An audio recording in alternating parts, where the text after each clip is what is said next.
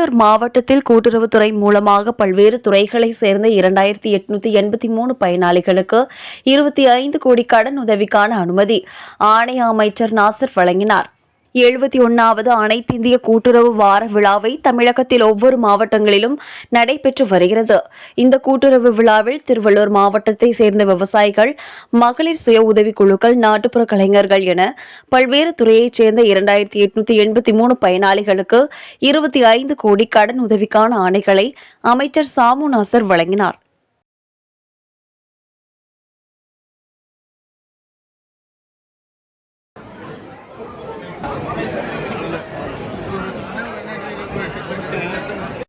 நம் நாட்டிற்கும் நம் மக்களுக்கும் தலைவர்கள் வாழ்கின்ற தமிழர்களுக்கும் இந்திய ஒருமைப்பாட்டுக்கும் பாடுபடுகின்ற உன்னத தலைவர் நம்முடைய தலைமையவர்கள் அவருடைய இன்றைய ஆட்சியில் இன்றைய தினம் மக்களுக்காக இந்த கூட்டுறவுத்துறைக்காக